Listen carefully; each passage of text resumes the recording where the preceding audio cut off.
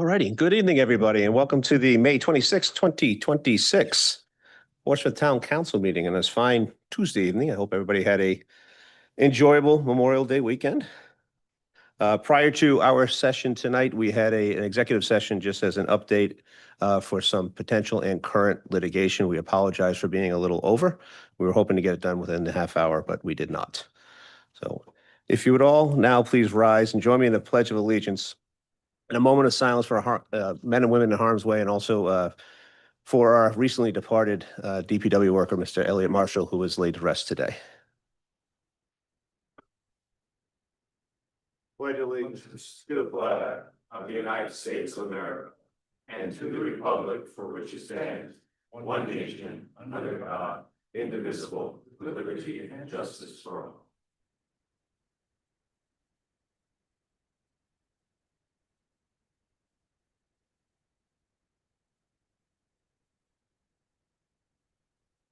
Thank you, everyone. In the event of an emergency, if we were asked to leave the building, you would please either exit out the door you came in, the one behind your left shoulder, or behind Mr. Reese. We would all head over to the school department building and wait for further instruction from our first responders. Madam Clerk, roll call, please. Mr. Gleason? Here. Ms. Blank? Here. Ms. McDowell? Here. Ms. Patton? Here. Mr. Piero? Here. Mr. Reese? Here. Mr. Hamilton? I am here. Thank you very much. We have no public comment this evening, so we're going to skip right down to our consent agenda. Do I have a motion to approve as presented? So moved. Second. All those in favor? Aye. Opposed? Motion passes 7-0. Next up, we will sitting as our Board of License Commissioners. We have a new peddler's license for a mobile food establishment, Road Rage LLC, doing business as Road Rage, 16 Diamond Avenue in Bristol. Motion to approve. Second. All those in favor? Aye. Opposed? Motion passes 7-0. Next up, we have a private detective license new for Mr. George Ponte, the DVA Ponte Investigations Group, 10 Beach Street. Motion to approve. Second. All those in favor? Aye. Opposed? Motion passes 7-0. And next up, we have both the entertainment and the victuals license for the Portuguese, Portsmouth Portuguese American Citizens Club, 35 Power, for their annual St. Anthony's Feast. Before we discuss this, the staircase has been rebuilt. The fire inspections have been completed, the building inspections have been completed, and they have passed all of those inspections that we asked for in our April 27th meeting, I think it was. Okay. That being said, Mr. President, motion to approve. I'll second, but I do have a question after the Yes. second. Mr. Piero. I know one of the conditions, and I thought I saw Leah. I'm not 100% sure. Yes, you did. She's here. There you are. Okay. I know one of the conditions was that it was supposed to be done by, inspected by someone outside of the town. Was it done that way? And who did it? I can offer that. Okay. I was involved in the process just to make sure all the Ts were crossed and the Is dotted. There was a third party engineering certification that was requested and was received by their engineer separately, which was then reviewed as part of the building inspection process. Perfect. Thank you so much. Any other questions? Mr. President, motion to adjourn as the Board of No, License. we haven't voted yet, Oh. though, sir. Sorry, You're jumping the gun on me. I did. Okay. My bad. Any further questions on the entertainment license or the victuals license? All those in favor? Aye. Opposed? Motion passes 7-0. Motion to adjourn as the Board of License Commissioners. Second. All those in favor? Aye. Opposed? Motion passes 7-0. We have minutes from our 5/11/2026 meeting and the executive that was prior. Any corrections or additions? Motion to approve both minutes. Second. All those in favor? Aye. Opposed? Motion passes 7-0. Mr. Rayner, your administrator's report, sir. Good evening, Mr. President, Town Council, ladies and gentlemen. I want to provide a quick update regarding restroom facilities at the Portsmouth Community Playground. As many know, the playground was renovated through the tremendous efforts of the Four Hearts Foundation and community fundraising support. Historically, the town has not provided restroom facilities at our playgrounds. However, portable facilities had previously been made available at this location through Four Hearts. We heard from an astute young citizen at the last meeting that there is a desire to continue having restroom access available at that playground this season. So Four Hearts and our Public Works Department have been working on a solution, and through an agreement with a local vendor, porta potties will be placed at the playground this year. Just a friendly reminder that curbside collection is delayed by one day this week due to the Memorial Day holiday yesterday. That means that curbside collection normally scheduled for Friday will be conducted on Saturday this week. Staying on the theme of waste collection, we expect to start selling transfer station and curbside stickers. Our target date is June 9th. On that date, existing customers, if that is the date that we do in fact start selling them, existing customers may renew online via credit card payments. New signups and residents wishing to change programs will still need to sign up at Town Hall. I'd also like to remind everyone that the town is currently accepting nominations for the 2026 Portsmouth Award. Nominations must be received at Town Hall by close of business on Friday, June 26. More information and nomination guidelines are available in the news and announcements section of the town website. We have seen a significant increase in e-bike use across Aquidneck Island, particularly among young riders. And the town has received reports, complaints, and concerns from residents regarding safety and use of e-bikes throughout town. Rhode Island law requires riders to be at least 16 years old to operate an e-bike. Helmets are required for riders between the ages of 16 and 21, and e-bikes are not permitted to be operated on sidewalks. So I encourage residents and parents to take a few moments to review the guidelines available online via our police department, Facebook page, or at the Bike Newport website. A public hearing on the provisionally approved fiscal year 27 budget will be held starting at 7 p.m. on Wednesday, June 10th, here in the council chamber. With regard to recycling events, our next recycling event will be a hard plastics collection event. It will be held June 13th at the Headley Street Transfer Station. That event is for Portsmouth residents only and will take place between 8 a.m. and 12 p.m. or until the container is full. Is that open to any resident or just? Any resident, For transfer, okay. yes. Just to be clear. And Rich, can you define what hard plastic means for the residents? These are like those playground equipments that you buy for kids, those big, giant, bulky, really tough plastic. Plastic Adirondack chairs. Yeah. The little cars that are really hard, but have Those bees little nest type up on the cars. windows. It's more for public clarification. From my generation, big wheels, you know. Not big wheels. Last Friday was Colby Kresge's final day with the town. He was our waste diversion manager.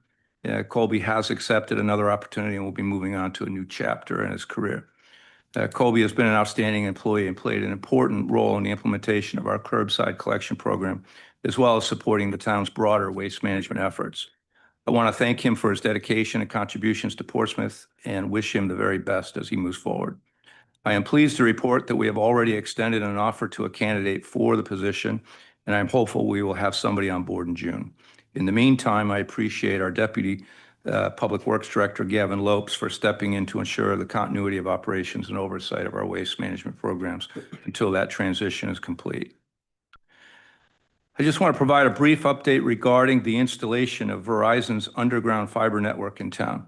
Verizon has begun the process of expanding underground fiber infrastructure throughout Portsmouth, and we have received questions from residents regarding utility marker flags that have recently appeared along roadside and within the town's rights-of-way. These flags are a normal part of the utility location and planning process and are used to identify existing underground utilities and infrastructure before installation activity begins. So residents may see temporary markings and flags in various locations as the work progresses. Additional information regarding this project, including updates and notices, can be found in the town website under News and Announcements.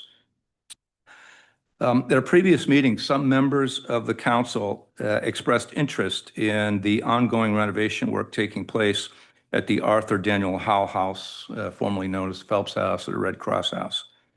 A walkthrough would provide an opportunity for you to see progress being made and receive an overview on the project, including completed repairs and upgrades, and then remaining items needed for occupancy, the project timeline, and the overall business plan.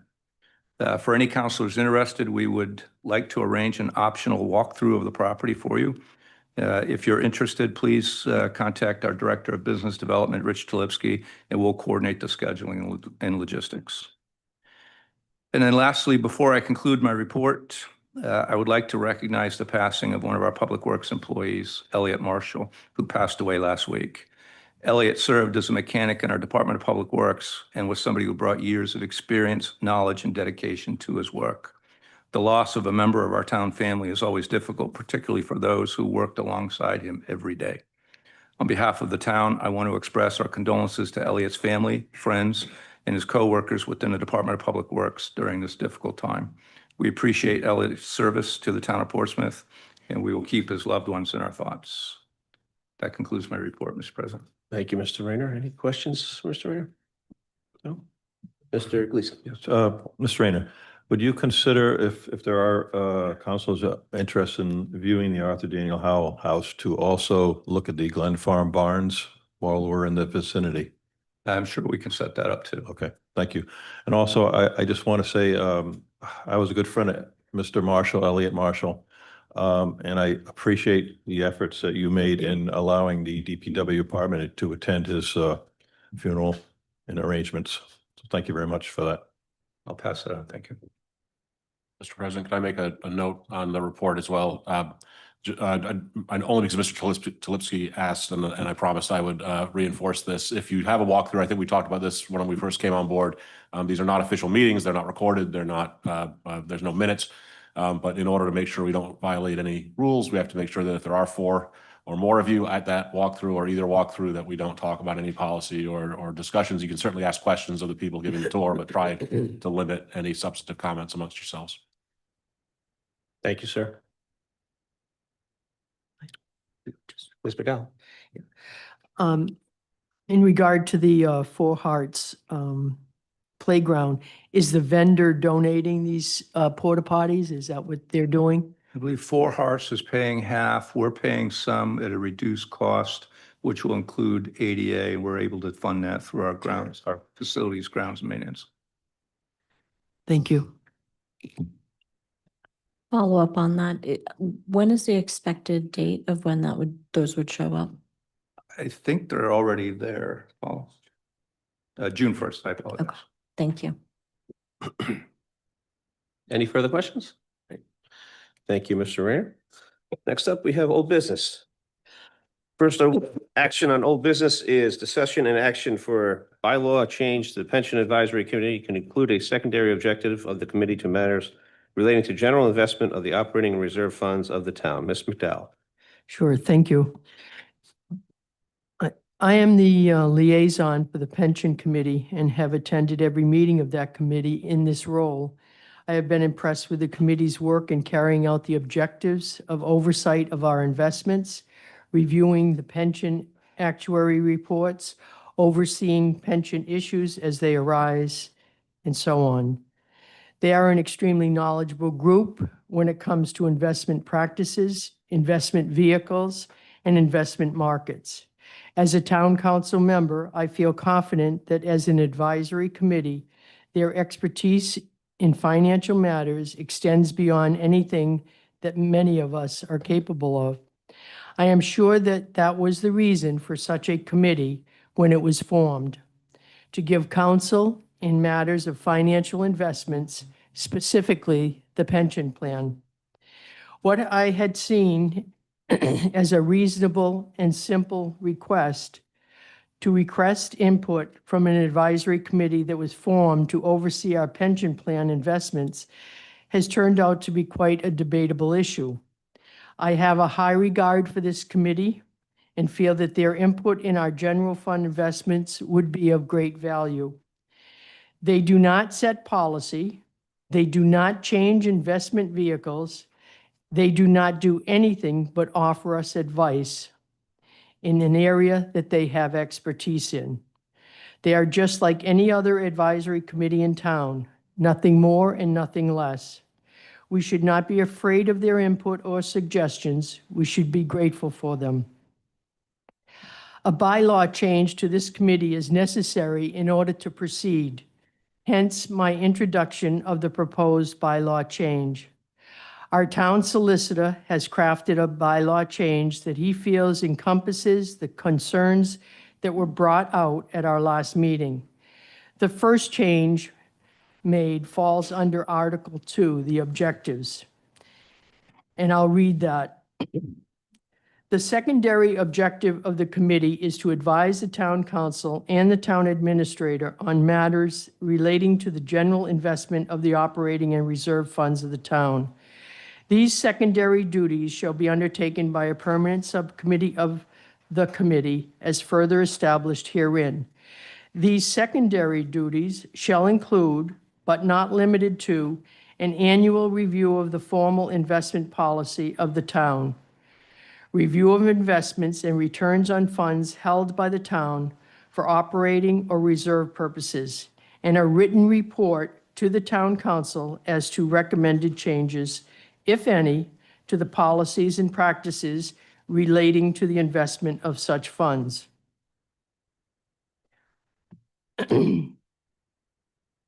The second change made creates a new article which was added regarding the permanent subcommittee on investments.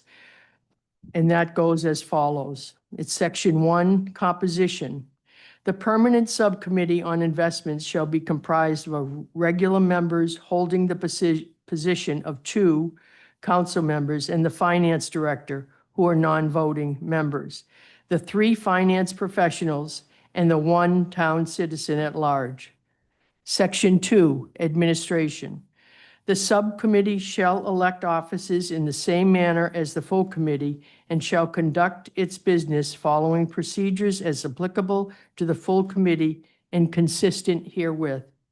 Section 3, annual reporting.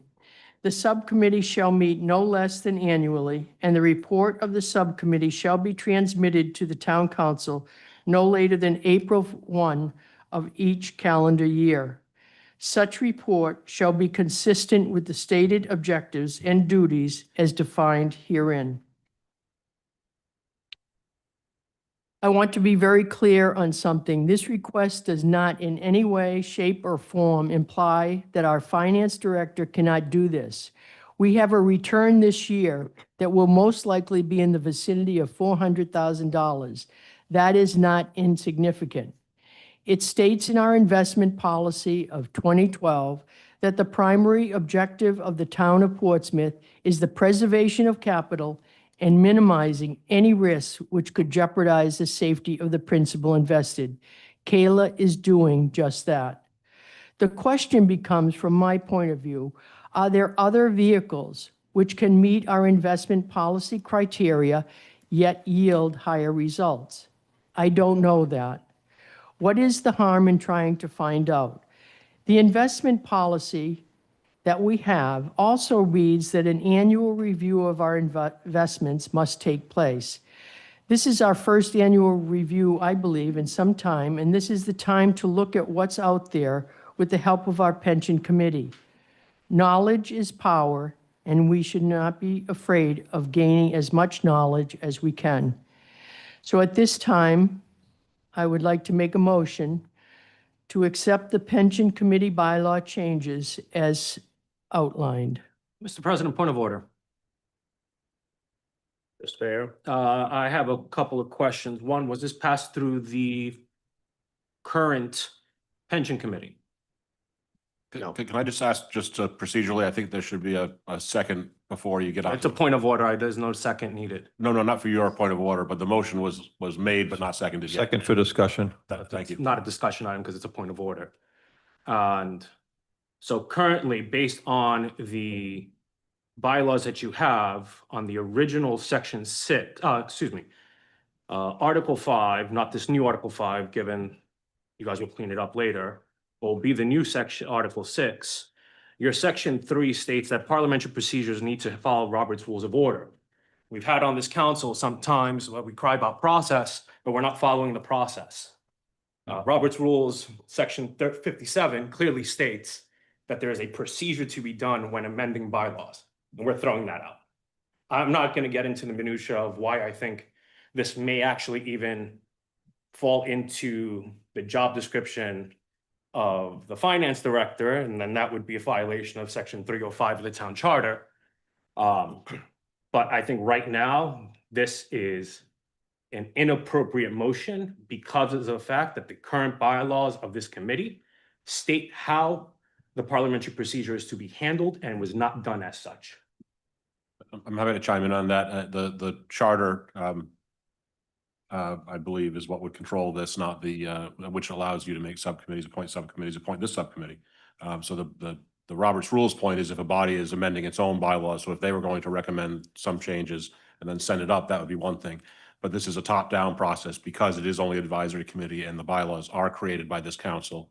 I don't believe that is a rules issue at this point. It would be a rules issue because the rules set forth by this council already state that there's a procedure to be followed.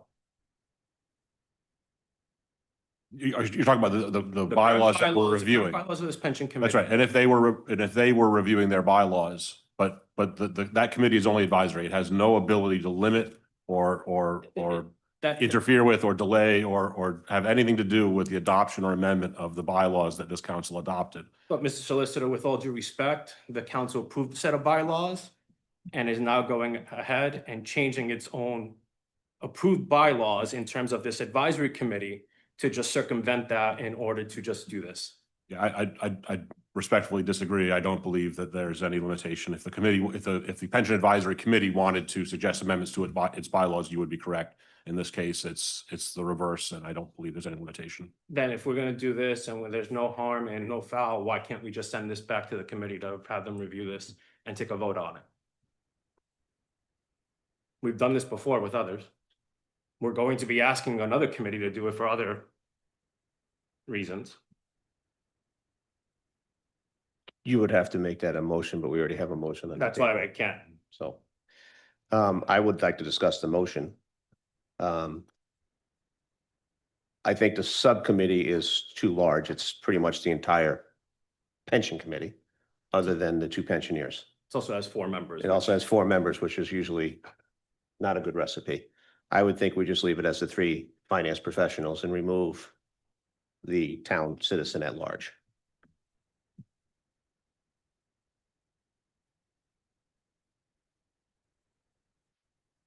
I'll motion or second, which if that's your motion, then I'll second it. I can't make a motion Fine, then I will motion it. as an amendment to the main motion. And, yeah, Thank you. Second.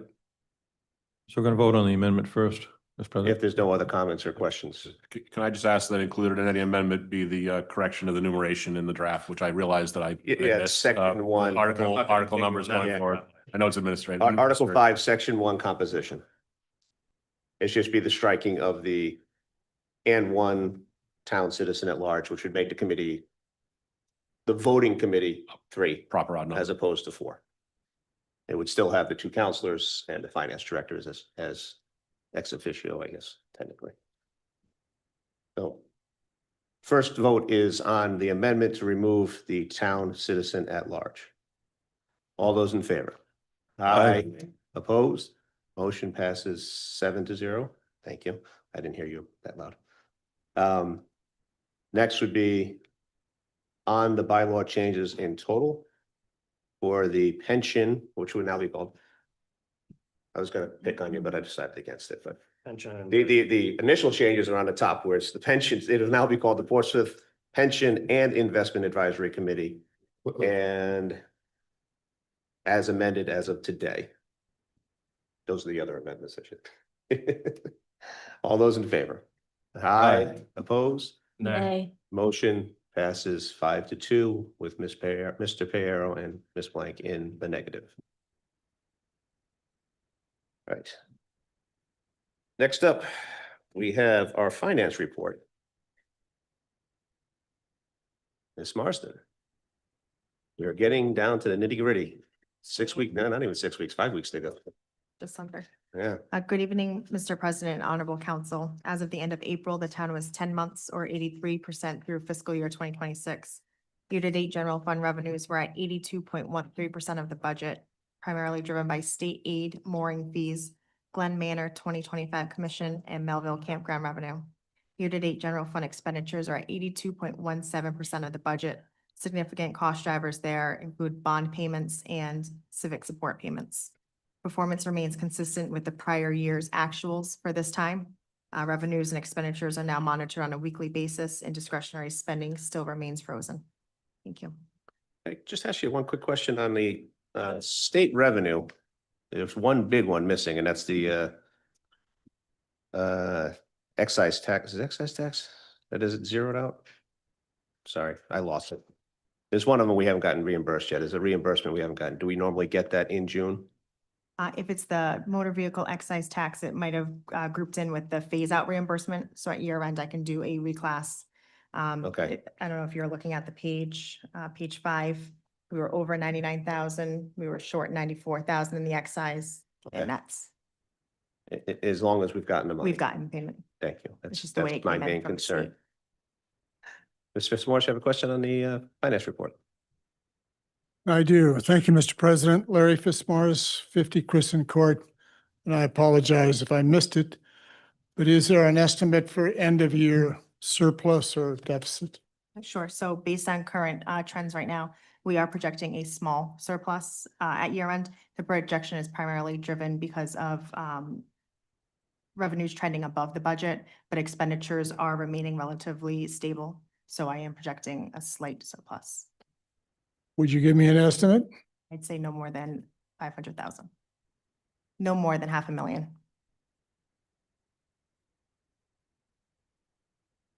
Thank you.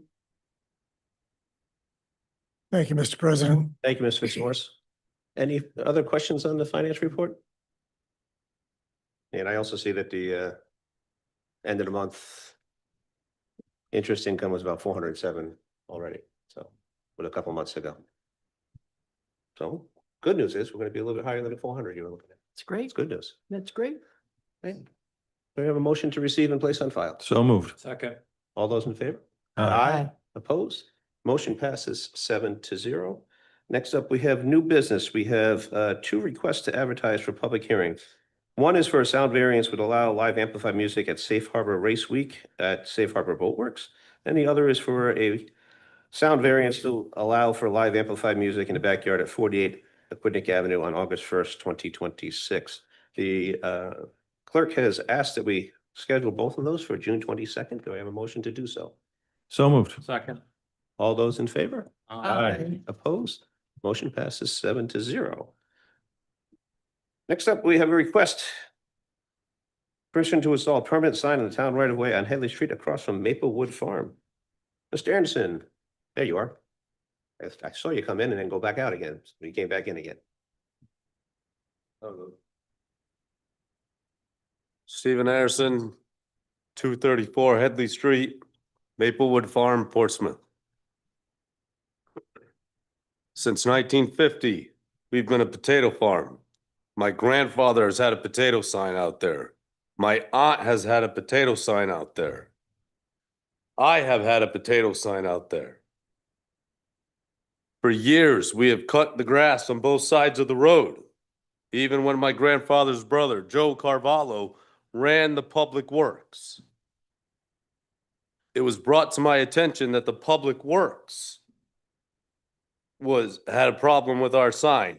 Now, I'm not sure if it's because I used wood or if I didn't use metal stakes, but I decided to use wood this year. I don't know if it was a problem, but it seems to be. I didn't change anything on the sign, the location. I just went a little taller. I'm short. Maybe that happens. I've asked the people next door, is the Aquidneck Island Land Trust, no problem. The prior owners, no problem. The neighbors don't mind the sign. But for some reason, the Public Works has a problem with our sign. It's not the Public Works, it's the sign ordinance that was passed last month. So Not allow for permanent Since- placement of signs. since in the public way. 1950, we've been a potato farm. I understand. Farming is hard enough as it is. I already know how this is going, so why waste my time? You're not wasting your time. I have questions for you to try and solve Okay. this on both sides.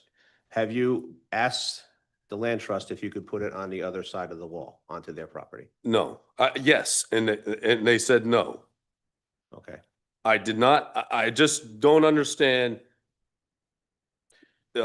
I came before this council exactly 1 year ago. I believe I was targeted over our banner sign on my property that said flowers by one individual.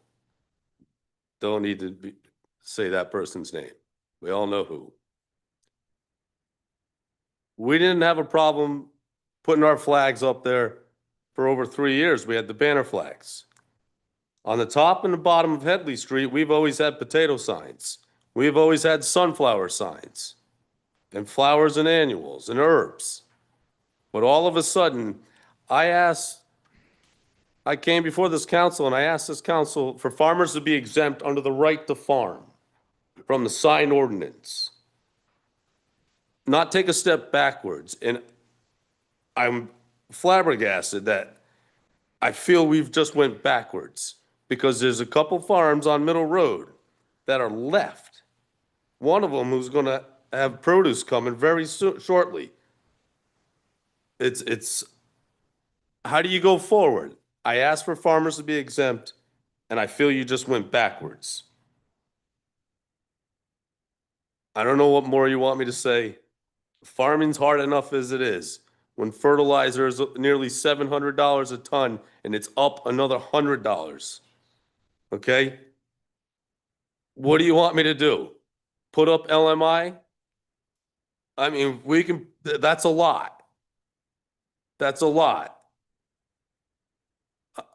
And if you want to tell me I have to move my sign and take it down, then I'm going to ask all of you to write a letter and give it to my 83-year-old aunt. Tell her the signs that have been there since her father, my grandfather, we have to take down because of some ordinance that was written and went backwards.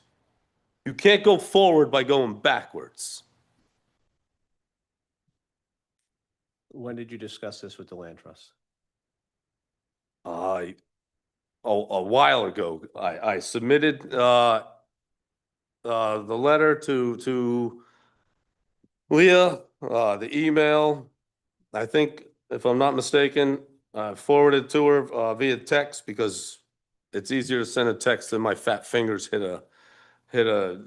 send an email and think I sent it to the wrong person because there's a dot or backslash, semicolon, or whatever. I'm it's right there with you. That's why I have these things and I still don't. So the land trust doesn't oppose it, but the law, it went backwards. But if you were able to take the sign out of the ground, because it is a permanent sign now, and just move it on the other side of the rock wall, which would be land trust land. It's not visible. Can you see me? Sorry, my hair. It's not visible. The whole point of our sign being across the street, there is a telephone pole right there at our driveway. Understood. It's visibility. The sign is visibility. It's not one of these stick figure blow up things. It's just a sign. All I did was improve it. If it's because of wood, or the wood is the problem, or the metal. It's because it's permanent. And it's in the town right of way. The town doesn't even cut the grass. I cut the grass. The town The doesn't. town mows my stone wall. They push it over. It's pushed over right now. I cut the grass. If I don't cut the grass, the people are going to drive down and say, well, how come the town's not cutting the grass? Because I hear it's a lucrative contract to cut the grass for the town. Very lucrative. Probably much more than farming. They have all the equipment, and I'm sorry for the loss. I'm sorry for the loss. But for what that contract is, it's 2 or 3 people. It's not rocket science. President. Mr. Gleason? So you don't have to beat up Keith. You can beat up all of us. We passed this new ordinance. You went Okay. backwards. We Sorry. actually gave you the ability to put more flags on your property. And you, with the frontage you have on your property, you could probably get a lot of attention with all the flags you could put in that space that would be legal. The point Mr. Hamilton, our council president, is making is that is across the street. And if you had put the sign in front of your property on the town property, it would still be illegal by our current zoning ordinance, okay? It needs to go on your property. What you could do is ask us, because I believe, if I'm not mistaken, you're entitled to one permanent sign. I might be mistaken. You could ask us, could you put a second one on your own property and put it in another position that would be more strategic? We want to work together with you. But what you're asking for would set a bad precedence if we say, okay, we're going to give this to Maplewood Farms. We're going to allow you to put it on. We've public been here property." since 1950, sir. I haven't been. I was 54, okay? I didn't make that rules back then. Now we're into, what year is it now? 2026? The rules have changed. Farming has changed. We're trying to work with you. You want to attract people to your business, correct? My good looks aren't gonna keep doing it. They might work. You could stand in the street and make one of those. No, you can't do that. Yes, you can. No, you can't do That's- that. Not prohibited. No, well, no, we don't want them standing in the street. You can't do that. On your, We- we- on your we- property. We don't want the guerrilla marketing that was going on down at the end of Quaker Hill I know, years I ago. know. We don't need that again. But if you were to make the sign bigger and put it on the other side of the street with the permission of the land trust, it would serve the same purpose You can't Wait. see it. if you went taller. Oh, Christ. Or No, to Mr. no. Gleason's suggestion, perhaps maybe a secondary sign on the west side of your driveway. And that existing sign probably could go closer towards the stone wall. As long as it's on your property. Give you a hand digging a hole for it. How's that? I thank this council for its time. I'm tired. I'd rather deal with elder care than deal with this. Thank you. I apologize, Mr. Anderson. No. It's tough. I know. No, I know the answer. I've been rejected before. Thanks. But I want a letter from all of you signed to my aunt.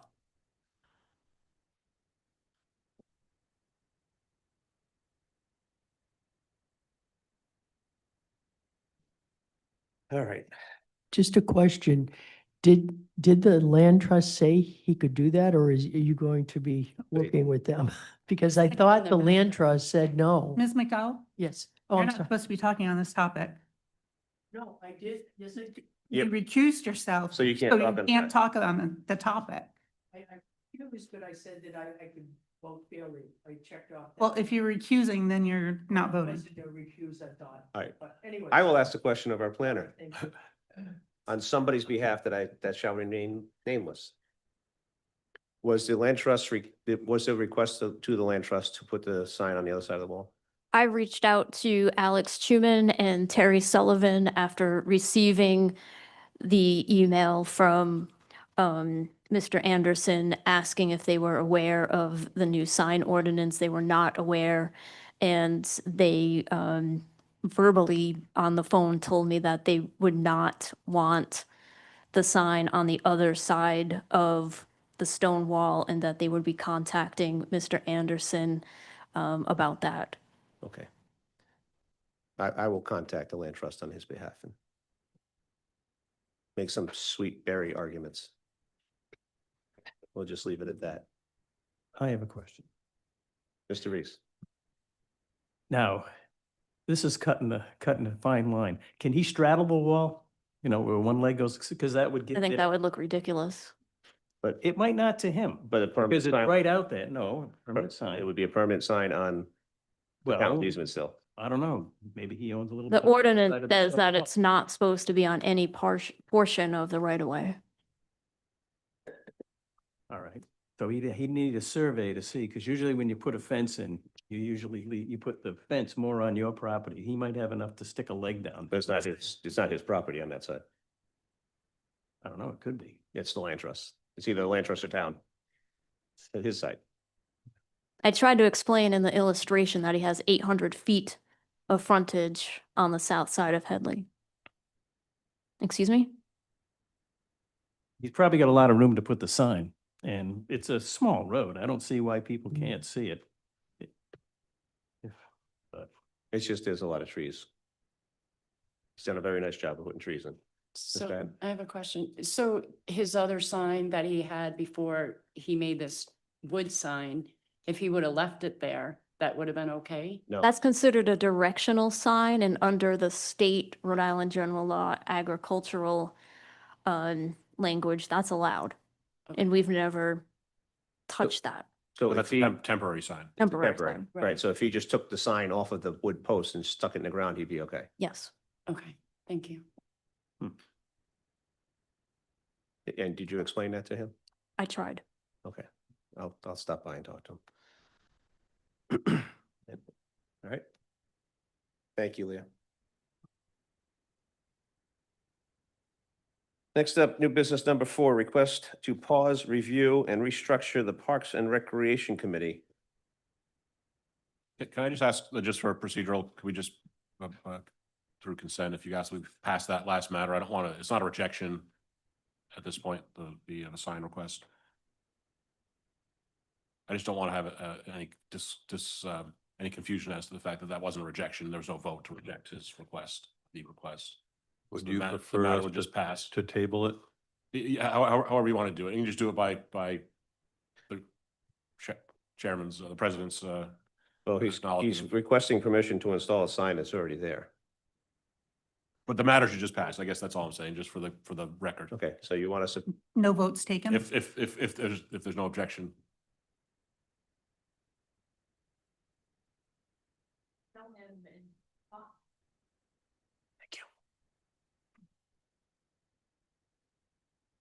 I don't want to be his marketing staff person, but I'd like to work with him and show him like what I think would be a good idea to where to put his signs.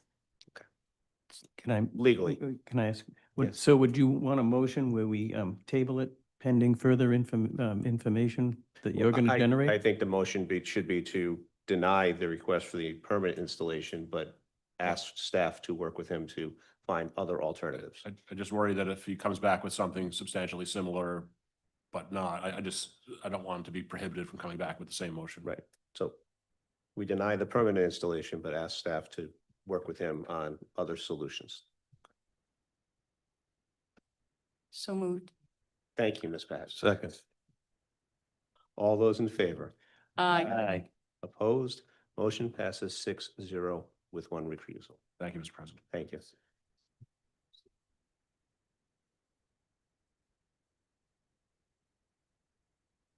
Now, Ms. Cardoza, I apologize. We want to make sure we get things as right as possible. Deborah Faber, 74 Highland Ave.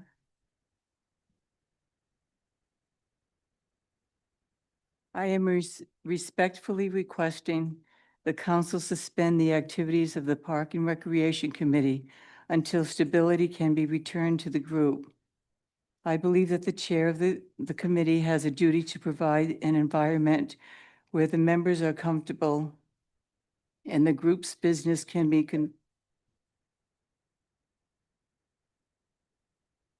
Just for the folks at home, we can hear you, but. okay. So where was I? I believe the chair of the committee has a duty to provide an environment where the members are comfortable and the group's business can be conducted in a respectful manner. When I was appointed over a year ago, our appointments were contentious. Our first meeting with disc golf and that project was very contentious.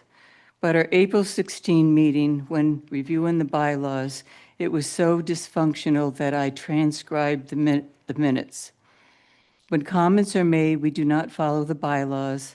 The bylaws are old, and we don't need to know the budget. I believe it's time to review and update them. So the topic was placed on the agenda.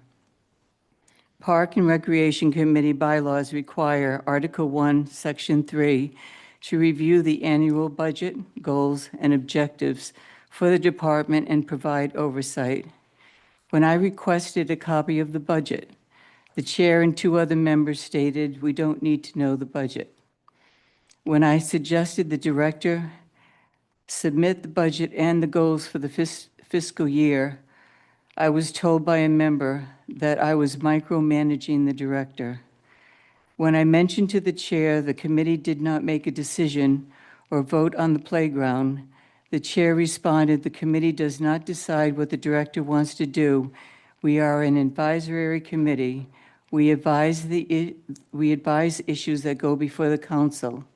But there was no discussion, and the playground is required to go before the council. When I asked the chair what is our purpose and function, I was not directed to the bylaws. He responded to do whatever the director wants.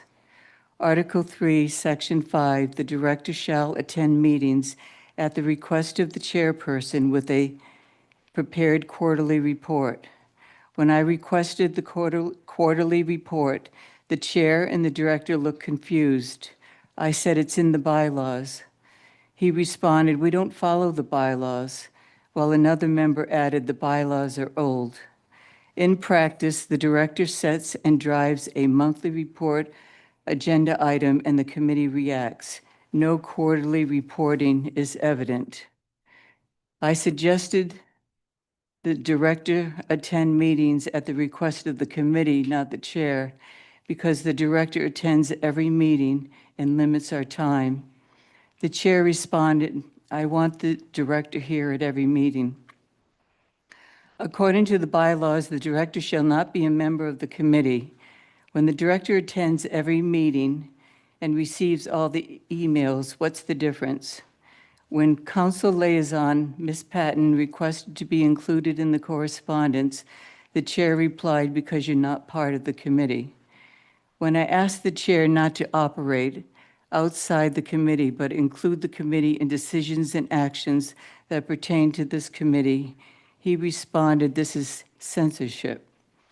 The chair first denied, then acknowledged going to the town council to request funds without first notifying the committee, is operating outside the advisory structure of the bylaws. The chair has also denied an agenda item requested from a committee member. Contrary to the committee's own 2020 ruling on the town solicitor's advice that any member may request an agenda item, on April 16th, I submitted a few clarifications to the bylaws for consideration. On April 20th, a member sent an email to the committee acknowledging and named the 3 members that were absent. Without any knowledge of our discussion, continued to state, "You already know where I stand. For the record, I am voting no on all clarifications," then included his opinion. In my view, that would influence the committee before their vote and constitutes an Open Meetings Act violation. After this, I tabled the bylaws. Instead of offering any changes or suggestions that they disagreed with or stated they don't follow, they argued against every effort that was made. Another area of contention is when controlling statements are made by the chair. What we are or are not doing as a committee removes our choice, shuts down discussion, or be prepared to argue your point. And this is in reference to the master plan and the ice rink. Unfortunately, one member has missed 4 consecutive meetings, while another rarely attends. Under the conditions outlined above, we are unproductive. For the record, nothing was taken out of content. I have no issue with the director. I have an issue when the chair directs the committee to be subject to the director instead of the bylaws. I respectfully request the council evaluate and review the operations, policies, and bylaws of this committee. Thank you.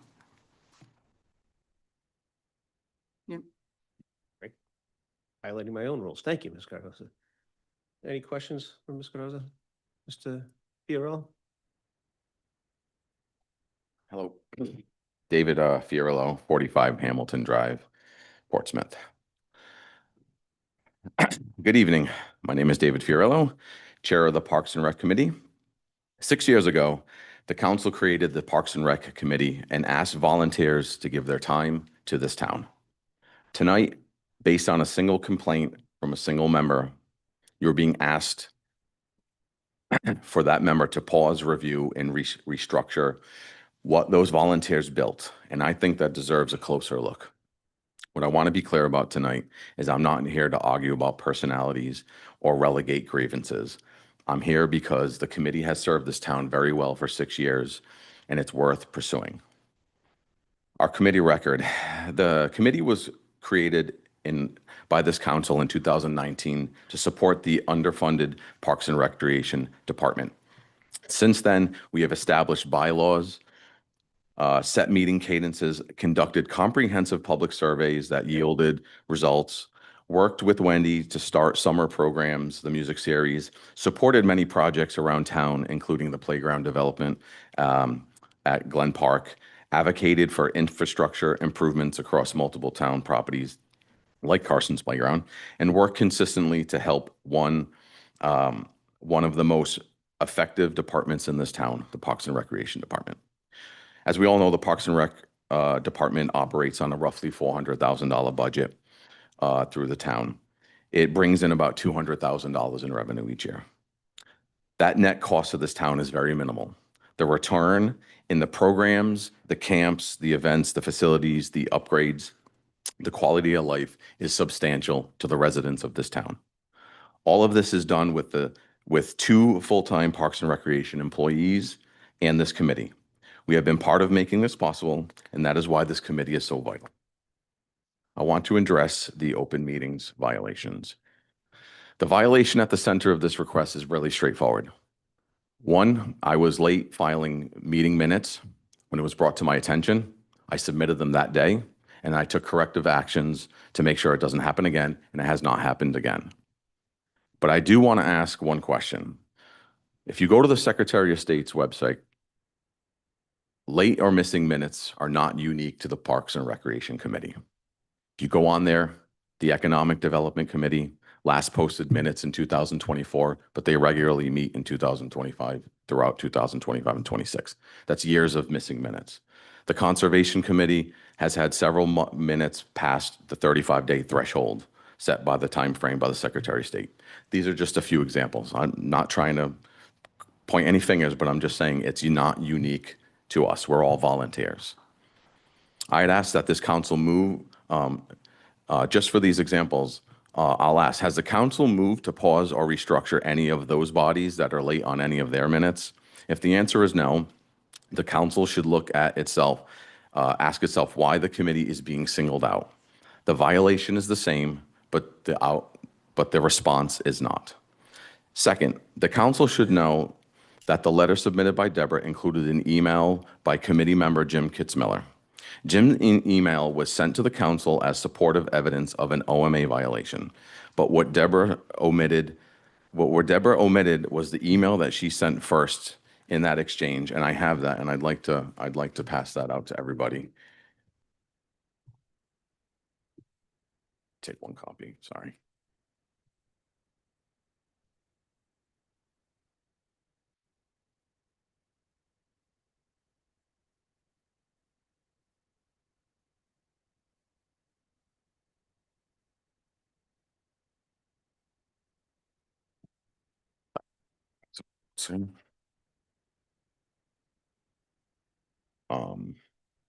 Jim was responding to bylaw amendments proposed by Deborah. She had circulated to the full committee outside of a public meeting, soliciting written responses and setting a deadline for input before the next meeting. If any email in that chain raises an OMA concern, it's Deborah's, not Jim's. The council was only given half the picture. Deborah circulated substantive bylaw amendment approval proposals to the full committee, instructed members to submit responses in writing before the next meeting, and she set a deadline in her email. That starts to look like deliberation happening outside of a public meeting. No, it's not. Here's your email. After the supposed violation, Deborah asked to place an item on the agenda for discussion. At our next committee meeting, I placed on the agenda the discussion regarding committee communication and open meetings compliance. At that meeting, we discussed email compliance, email communications among members, and I advised everyone to get caught up with the compliance. I mentioned that I would email everybody links to the Attorney General's website and information about the Open Meeting Act, along with Robert's Rules of Order, and I have since done so. I address the bylaw changes. Our bylaws, the same bylaws cited in this request provide a clear mechanism for amending them. Any proposed amendment must be noted at one regular meeting and voted on by the following meeting. The process exists so that changes happen through deliberation, not through an end run to this council. No amendment has gone through this process. Instead, a single committee member went directly to this council, bypassing the committee entirely. If the concern that the bylaws are being ignored, the answer is not to ignore the bylaws themselves. What concerns me the most about the pause is that it says to the 5 other committee members what concerns me the most is what this pause is, that it says to the 5 other people on the committee that they didn't file this complaint. They didn't ask for this. They show up every month, every meeting after meeting, and they do the work. They walk the fields, they review grant applications, they conduct surveys, they attend events. They give up time from their family because they believe their service matters. A pause tells them it does not. And once you send that message to volunteers, you don't get to take it back. People remember when their service was treated as disposable, and they don't come back. It also sends a message to every other volunteer in this town who is considering giving their time to a board or commission. The political winds can undo years of work overnight, and I don't think that's a message this council wants to send to the residents of this town. What I'm asking for, I'm not asking for this council to take sides. I'm asking for fairness and consistency and balance. If there are legitimate concerns about the bylaws, bring them to the committee through the proper process, and we will address them. If there are concerns about the OMA violation, we have already taken corrective actions for that. If there are concerns about the committee is functioning, I would welcome that conversation. What I am asking you not to do is pause or restructure a committee that has served this town faithfully based on a single complaint by a member that bypass our own procedure and present an incomplete account of the facts. The Parks and Recreation Committee is not broken. The people on it are here because they care about this town, and they deserve better than this. Thank you. Thank you, Mr. Fiorello. Any questions, Mr. Chairman? If there anything pops up, we'll let you know. Yep. Good evening. Good evening. Hunter Shin, 3338 East Main Road. I just want to quickly address the minutes because it came up. So the Portsmouth Parks and Recreation Committee bylaws clearly state that they're supposed to elect a chair, vice chair, and a secretary every single year. A secretary was not appointed last year, hence why the minutes was a problem. Members of the council, over the last 6 weeks, I've had the opportunity to observe several of Portsmouth's boards and commissions to gain a clearer understanding of our town's governance. Among these include the Portsmouth School Committee, the Portsmouth Dog Park Committee, the Portsmouth Planning Board, and the Portsmouth Parks and Recreation Committee. I continue to be thoroughly impressed by the diligent efforts our volunteers demonstrate as they consciously make decisions for the benefit of our community. As someone who actively participated in Portsmouth youth sports and leads a varsity athletic program, I was particularly intrigued by the prospect of observing Parks and Rec. While I had heard speculation about the combative nature of these meetings, I for one like to personally experience things before rushing to any conclusions. As April 16th Parks and Recreation Committee meeting progressed, the environment quickly became toxically contentious, highlighted by a series of attacks directed at fellow committee members and incredibly at the town council liaison. Further disappointing is repeated comments made by members that attempt to devalue or belittle the role the council liaison plays because, quote, she's not on the committee. I remind our volunteers that without the town council, you do not get to serve on a committee. A greater concern of mine from an operational perspective is a pattern of unilateral suppression, where agenda item requests punctually made by committee members have been blatantly rejected, evidenced as recent as April's meeting.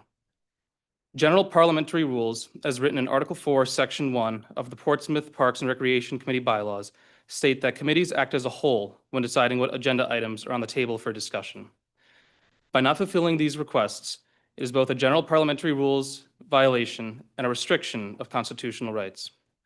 Equally concerning is committee members conducting business outside of the committee room, privately or electronically, in clear violation of the Rhode Island Open Meetings Act. Rhode Island general law states that business performed in an open and public manner is essential so that citizens can be advised of and aware of the deliberations and decisions that go into the making of public policy. It is paramount that all of our boards and commissions receive the requisite education and guidance so offenses such as these are not replicated in the future. I politely ask the council to assume their responsibilities by holding their appointed volunteers accountable and to a higher standard. Please heed this request by taking the necessary steps to ensure there is effective communication between our volunteer boards and residents, a consistent, orderly environment is exercised, and that cooperation with all parliamentary procedural regulations are fully met so that our town can govern both openly and equitably. Thank you. Thank you, sir. Mr. Fitzmaurice. Thank you, Mr. President. Larry Fitzmaurice, 50 Kristen Court. I've attended the last two meetings of the Recreation Committee, Parks and Recreation Committee, on April 16th and May 21. In both cases, they were very contentious. And I think there's a great deal that can be improved upon in terms of how the committee does business.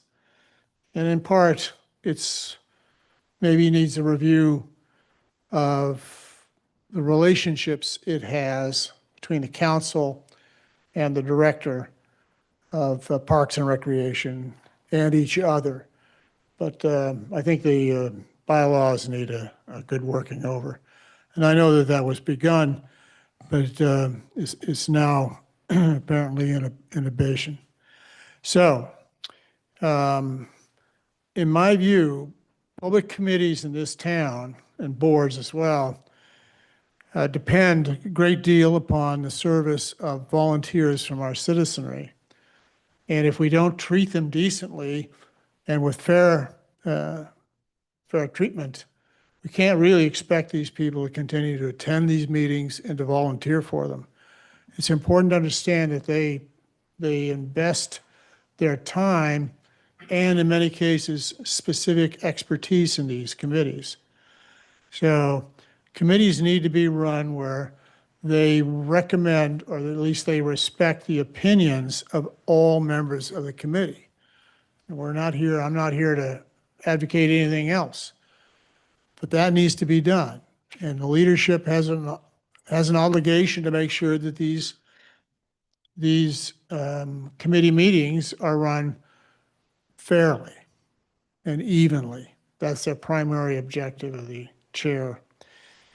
If we expect the citizens to continue to show up to these things, we need to clean up some of these problems. And that's what Ms. Faber is attempting to do. I also would second previous comments. Our council members need to be treated with a great deal more respect than they're getting at these meetings. This is not acceptable. That needs to change. So the committee hasn't done a lot to date to fix some of these problems. Maybe this attention will do so, but they do need a pause so they can get focused on how to do business in an appropriate way. We have fine attorneys work for the town that can help them do this. and it's an easy thing to work out. But they need to understand the relationships between the council and themselves, as well as themselves and the director of the Parks and Recreation. That seems to be confused. Now, I may be confused, but they seem to be doing contract work on behalf of the town without submitting these contracts to the council. And I can be corrected, but I think that's a requirement. The council signs contracts for contractors to come and use our facilities at the Glen and other places. So I would suggest that as an area that needs to be looked into. Can you be specific about that? The Recreation Department has the ability to sign agreements for land use with outside groups without having to come to the council. Okay, I was told Unless that, there is a permanent structure or licensing needed, like the Beast of the East Entertainment, that kind of a thing. but that essentially delegates to that committee or that department It delegates it to the Recreation Department Director. the authority to sign contracts on behalf of the town, does it not? I think it If does. is a rental agreement for land space, yes. I'd like to have that reviewed, if that's possible. Thank you.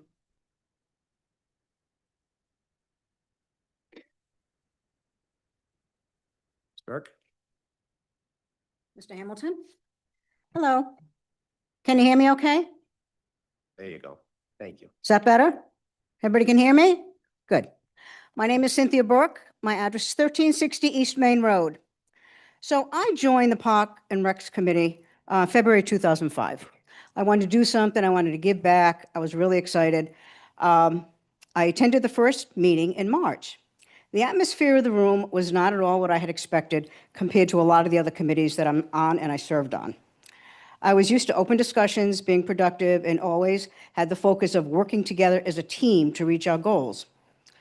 From the beginning, the environment at Parks and Rec was very different. As discussions progressed, it became increasingly toxic, contentious, and unfriendly. I initially gave the experience the benefit of the doubt, decided I'll hang around for a few more months and just see what happens. I ended up going to the April meeting and the May meeting. After I left the May meeting that night, I decided I had just about had it. I no longer wanted to volunteer my time and waste my free time getting nowhere. Following the meeting, I returned home and I submitted my resignation, effective immediately, to the town clerk, Jennifer West. Thank you for your time. Thank you.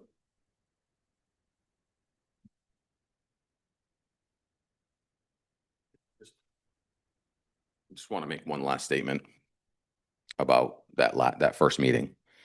I brought dessert to that meeting. I've never done that. That meeting to me was great. I mean, I welcomed everybody. I sent Deborah and Cynthia welcome emails. I sent them the bylaws upon their appointment. I caught them up to speed. I sent them the disc golf presentation. I bought desserts for the group because we had new committee members. I don't consider debate in any committee or council or board contentious. There will always be a differencing of opinion. Some may like it, some may not. Some may agree with what's being said, some are not going to agree with what they said. Just because you have a differencing of opinion doesn't constitute contentiousness. You may not like the outcome of what some of the committee members are saying or informing you about, or trying to get you caught up to speed on disc golf because you came into this months later. And when there's an understanding gap and we're trying to catch them up and they're asking questions and whatnot, and we're trying to explain to them what we've done so far, I don't consider that contentiousness. That's debate. That's just basic information. As far as the contentiousness, with all due respect, I would just ask the council and just say, when did these meetings get contentious? When did things change? I've been on that committee since day one. I know a few previous committee members have emailed the council yesterday, today. Some reached out to me. our committee has never had any contention. I would just say, look at when this happened. And it seemed like it started from the get-go on that from March. And that's all I have to say about that. I had 6 years of meetings without an issue, without a complaint, working very well with Wendy, hand in hand. And since March, it has been still a productive committee. We still do our work, but there is this in the background. Thank you.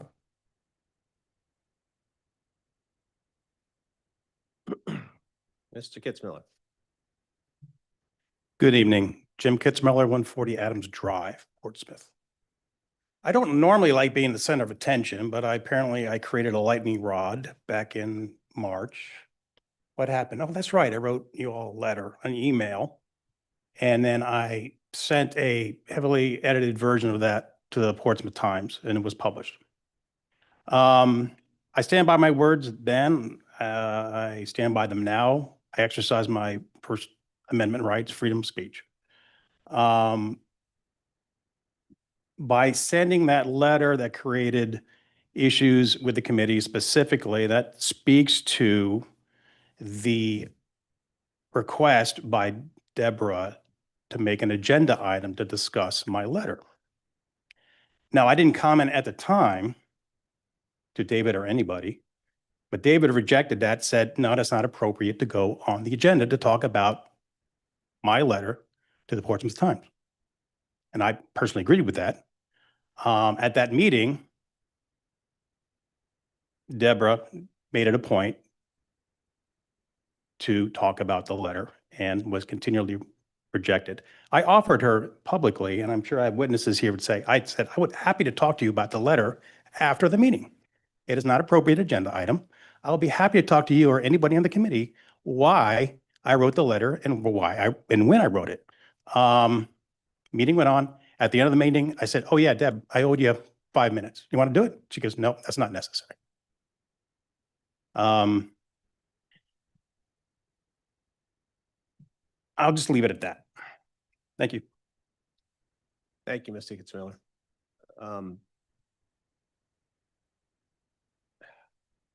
Mr. Hamilton? That's great. Council? As far as the April meeting, thank you for the cookies, I don't remember, but I guess other people do. I want to say the March meeting, rather. But the April meeting was a real problem. The April meeting was horrible. What went on that day was awful. I was mortified at what took place. I didn't bring the details here tonight, but it was awful what went on in April. It was a terrible meeting. All right. So we're not here to litigate the meetings. We're here for a discussion as to whether or not the bylaws need to be changed, which should be done by the committee. I would ask the chair and other committee members to reach out to all of the committee members to make sure everybody is at the next meeting so you can have a robust conversation about the bylaws and then bring any of those changes that the committee has agreed to back to the council probably in July. Because your next meeting's not till June, correct? Correct. So we wouldn't see that till July. I'm open to bylaw changes. They were being addressed by Deborah, and she took them off the agenda to come to the council to ask to pause. I'm fully willing to work with everyone. We all are. I mean, you know, bylaws do change over time. I'm willing to do that. But skipping over the procedural process to come here is not the right move. I agree with you. I am asking you all, as adults in the room, to sit together and work together, please. We, as 7 counselors, don't agree on everything. I Agreed. last week raised my voice to Ms. McDowell, which I apologize for. I'll do it here. Sometimes in the heat of the moment, my Irish gets up. I'm asking you all to sit together and review the bylaw changes at your next meeting. And if you can, bring them forth to us or run them through the solicitor to bring them forth to us in our July meeting, which is the 27th or 26th, 27th? 27th. Because we're taking one off, yeah, okay. Yeah. That's all. Mr. Oh, 2 months. Piero? Yeah. I'd say, just some reading their amendments, probably be best if we give them 2 months, just because the discussion, then they have to bring them back up according to the way it's written, so if we get it So it'll be sometime August. in August, yeah. Okay. So you have to have a first reading and a second reading Yeah. type of thing? Yes, Ms. Patton? Yes. So I just want to also say a couple things, this is not easy for any of us, for the committee members, for, people, residents, for myself as liaison or the council. I feel that I've gone to the meetings, I've, reached out, tried to be supportive and available to help to the chair and to the committee. I've asked numerous times to be included. I get the agenda and I get the minutes. I'm on other committees or liaison for other committees, and I'm included in everything. I know what's going on and what they're planning on doing. And I think there is a gap in some things. And again, I agree, we're not all gonna agree with everything that we're all doing. I myself was going to, I do agree that we need to take a step back, maybe take a pause if that's something that is necessary. I was also thinking of maybe an ad hoc committee to try to move forward and, get this all together.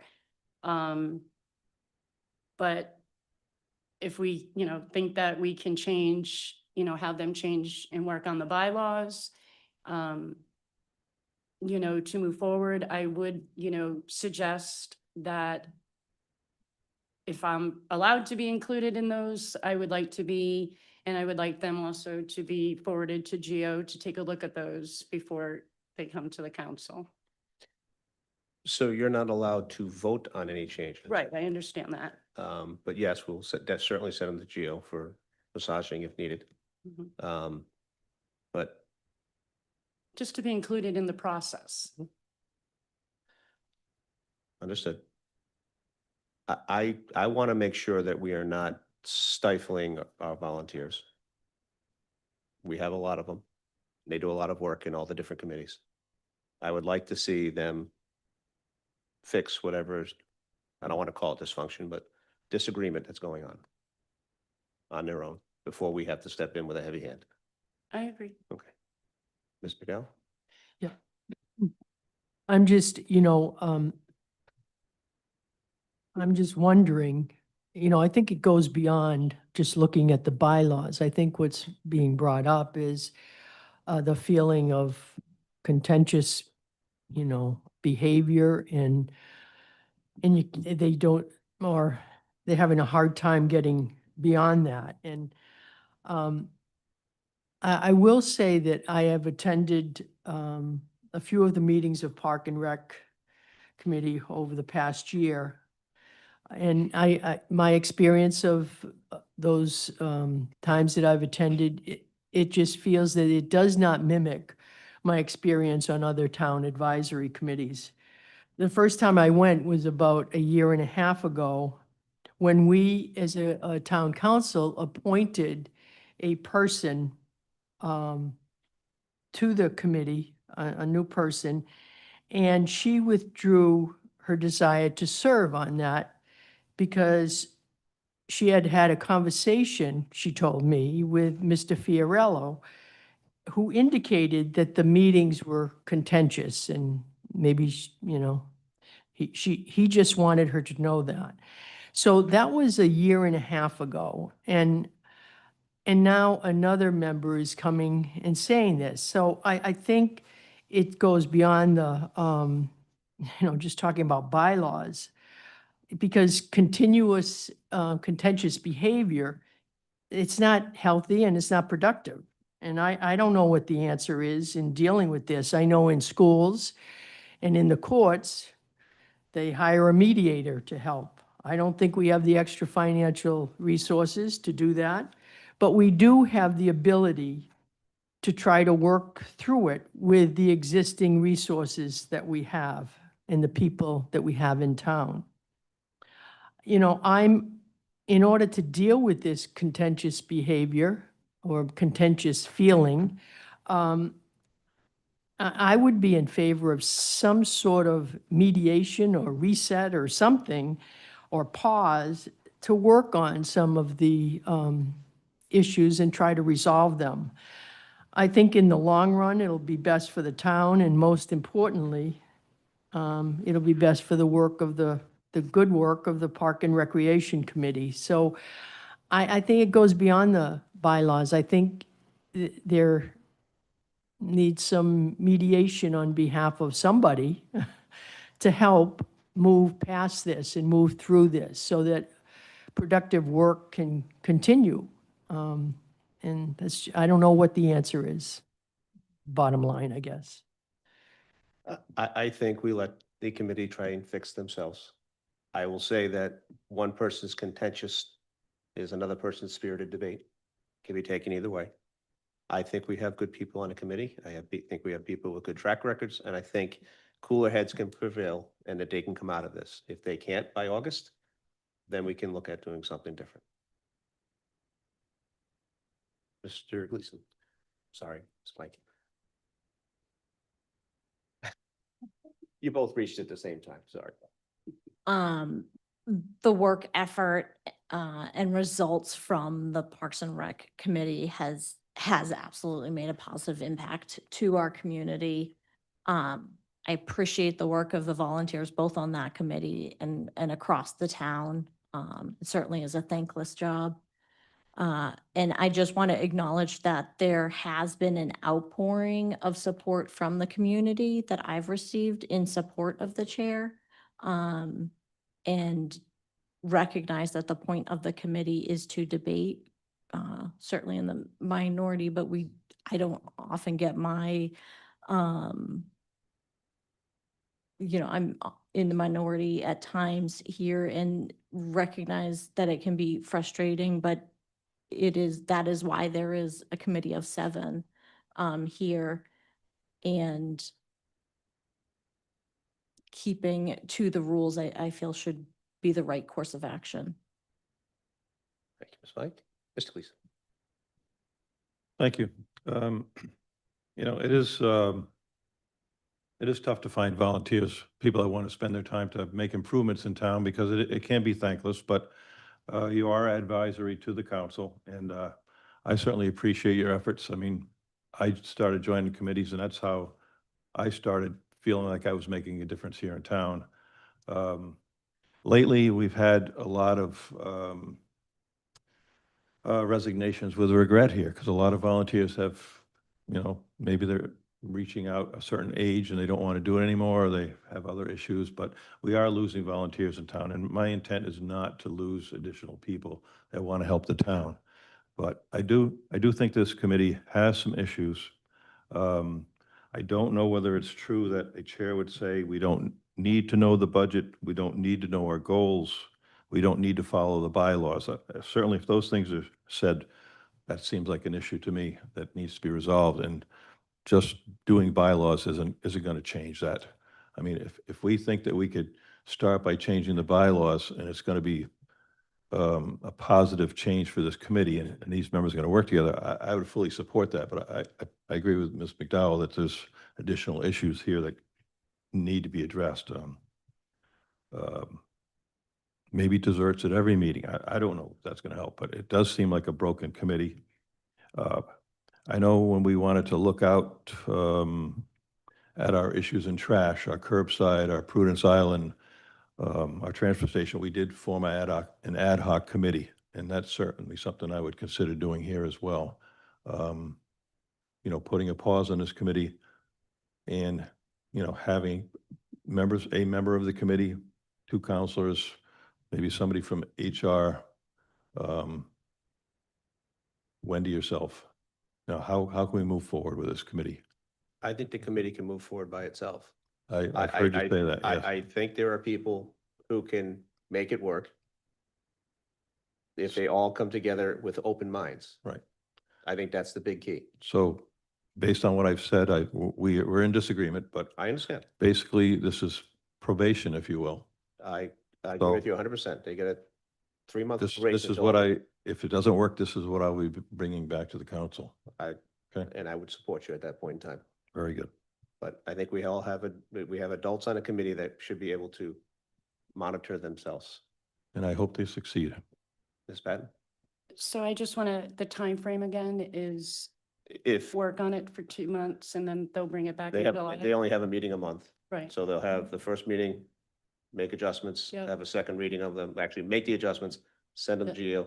Geo brings them back, says, okay, these are good, change this word, whatever. So like August. And then they bring it back to us in August. Okay, thank So you. probably depending on the timing of their meeting, because I don't think it'll fit for our July meeting. So probably the first meeting in August, It would either be the 11th or the 24th. the 11th, I think should be fine, right? Okay. All good? Can I get nods from all the committee members that are here? I got a thumbs up. Okay. Thank you all for coming in tonight. Next up, we have Ms. Patton brought forward a discussion that I didn't think we needed to have, but I'm gonna let you start and then I'm gonna complain about the General Assembly. Go ahead, Ms. Patton.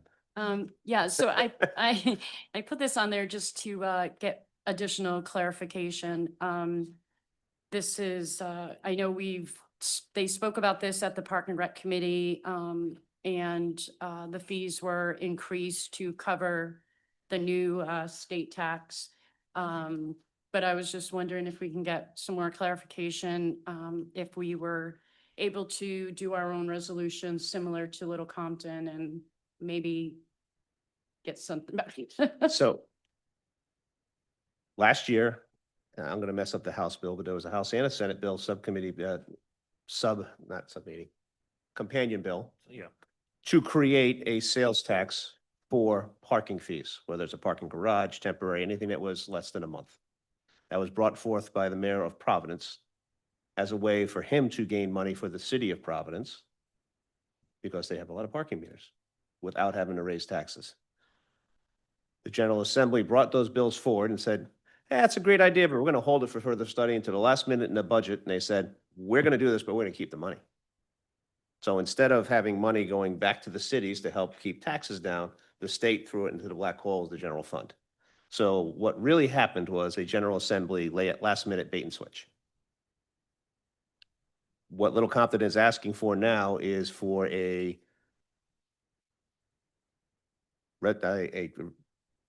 resolution to not have to pay the sales tax to the state. Good luck.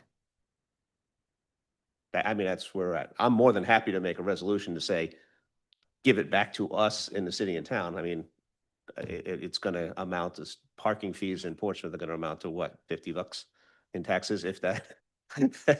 Okay, no, So I we're not appreciate- talking big money, but Yeah, that's the story behind it. And I've already penned off a letter to 2 of our representatives explaining my displeasure of how that went down. okay, thank you. But if you'd like to put a resolution together and send it up there, we could. We can ask Geo to make it up and have it in the next meeting. I'm happy to do that. I would just ask for a little bit of guidance. Would it be an exemption for Portsmouth individually? Would it be if your tax is less than $1,000, you don't have to collect it, you know? I would actually go a different way. I would go back and say the original intent of this bill was to give the money back to the cities and towns.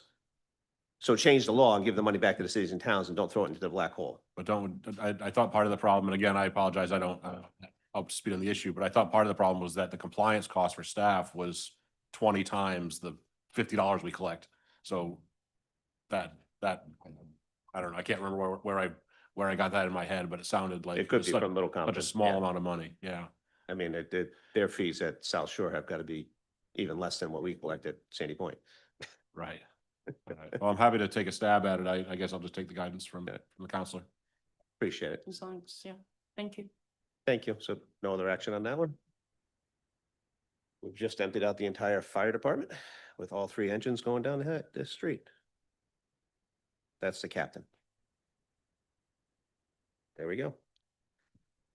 All right, new business number 6, review and update the existing MOU with the Prudence Island School Foundation to reflect present day circumstances. Ms. McDowell. Yes, thank you. In 2009, this MOU was established because Prudence Island was educating students on the island in the schoolhouse. We have kept our part of the agreement up until the present day, even though I believe, there are not students being educated in this building. Just before I go further, is that a correct statement?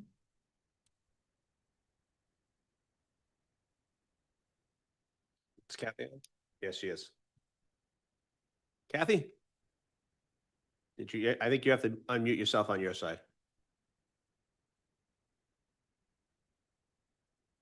Yeah, you're still muted, Kathy. There you go. No, Gotcha. I might still? Okay, all right. Kathy Holman, 369 Narragansett Avenue, Prudence Island, Rhode Island. I'm also the chairman of the foundation of the Prudence Island School Foundation. It is correct that we have no students at this present time. Okay, thanks. So we have done this in good faith, and we have been happy to do it. That's how I feel. But fast forward to 2026, we have continued to give the foundation sizable amounts of money.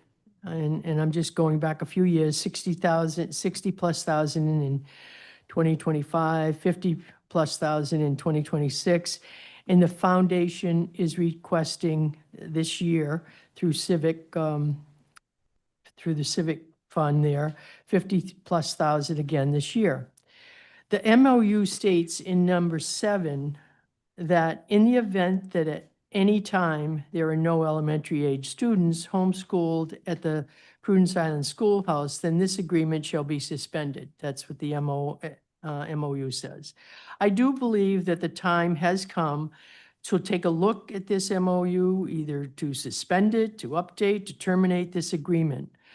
On May 13th, 2019, under New Business 3, the agenda item read for this town council, termination of MOU between Town Council School Committee and Prudence Island School Foundation. Although I have not listened to that meeting, but in the minutes, it says that no action was taken. Apparently, the town council considered at that time in 2019 of terminating the MOU. We received a sheet indicating the work done and items bought this year for the school. With that sheet, there are no amounts next to any of the work that was done or bills or invoices attached to the items. And I have just looked at it, and in my own little knowledge of construction, but I do have some, it just seems that the costs associated with those items that were done, I think this past year, I don't see how it can go over $25,000, if that. Now, that, again, that's just a guess, and I'm just saying these things. I'm hoping that we can have a discussion about it. The question is, was the work done by contractors or by volunteers? Because as it has been mentioned in the past, the foundation has an active volunteer base or force. So to me, there's lots of unknowns. I'm guessing, however, that the list of improvements does not exceed that 25 that I talk about. So those are some of my thoughts of why I'm bringing this forward. And now here are some of my questions. So and Kathy, I think you can probably answer each of them. Is the school also paying the portion of the, in the MOU, it talks about Portsmouth School is paying to the town council a sum equal to the civic support contribution made by the town council. Is that happening? You refer to the Portsmouth School District? They had a part of the MOU. Right. In 2019, they suspended that. They did, Exactly. So because of no students. it was more because RIDE told them that they could no longer support a school. It didn't meet the RIDE standards. So back then, the discussion was The building would become part, it was turned over from the Audubon, I believe, Kathy will correct me if I'm wrong, to the Portsmouth, I'm sorry, the Prudence Island School Foundation. You're right, there was an agenda item brought before the council in 2019 to suspend that support, but the council took no action, but agreed that they would continue to support through civic support in an annual review of that civic support request, funding for the maintenance of the building. Okay, thanks. That's where we're at. So the MOU, number 2 in the MOU, this lease shall be subject to the foundation's responsibility for all other costs and expenses related to the facility, including but not limited to utilities, repairs, et cetera. Now, does repairs mean maintenance? Yeah, I Yeah. can actually see where you're going, and absolutely, the council agreed that they would continue funding the civic support for the Okay. maintenance of the building. So obviously, the MOU, while in principle, obviously exists, but is kind of obviated by the fact that the council agreed back in 2019 that they would just review these on a year-by-year basis with regard to what was submitted by the Prudence Island School Foundation. Okay, thanks. So in looking back, and Kathy, I just want to say that, you know, the reason for these questions is we, as a council, have a fiduciary responsibility to our citizens as well. And Prudence Island is part and parcel of that. But I do think in terms of the civic support of this, that we should be getting much more accountability for that 50,000 or more that we're giving every year. I don't have an objection to helping to maintain the building, but to me, the foundation, when I look at the maintenance line items or the maintenance items in your budget for 24 and 25, in one of them, I see that it's like, and again, you can clarify and set me straight on this, but in one of them, in 2024, it has $480 for maintenance. And then they have a figure of 7241. I'm not sure what that is.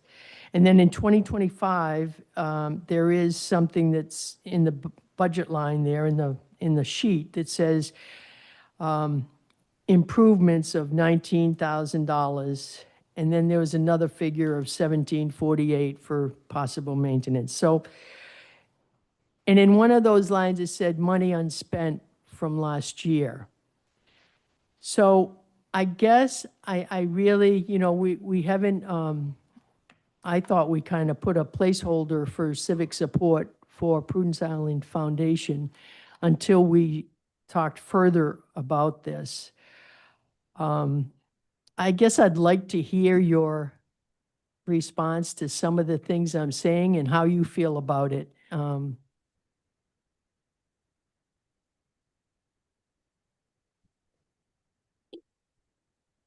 ahead, Kathy. You're still up there. Okay. I can't figure out all these buttons, but I welcome your questions. I'm sorry, but you jumped between two civic support reports, and I can't get there fast enough. I'm sorry. I've got it all spread out in front of me, and I can't grab it. But I know the feeling.